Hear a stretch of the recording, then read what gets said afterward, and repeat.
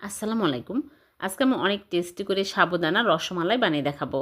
অনেক টেস্টি, মুখে দেওয়ার সাথে সাথে মিলিয়ে যাবে। প্রথমে হাফ কাপ সাবুদানা ফুটন্ত গরম পানি আর স্বাদমতো লবণ দিয়ে ভালো করে মিক্স করে ঢেকে রেখে দেবো ২০ মিনিট। ২০ মিনিট পর একদম সফট হয়ে গেছে। এখন ভালো করে মথে নিচ্ছি।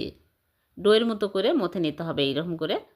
তারপরে আমি ছোট ছোট করে আমি রসমালাইয়ের শেপ দিয়ে নিচ্ছি। সবগুলো মিষ্টি আমি বানিয়ে নিয়েছি।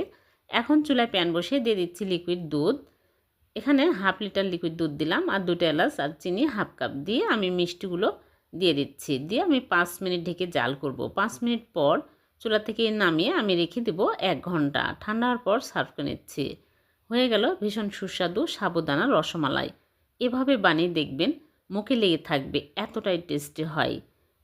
ভিডিওটি যদি ভালো লেগে থাকে লাইক, কমেন্ট, শেয়ার করে দিবেন, অন্যকে দেখার সুযোগ করে দিবেন। আবারও দেখা হবে নতুন কোনো রেসিপিতে। আল্লাহ হাফেজ।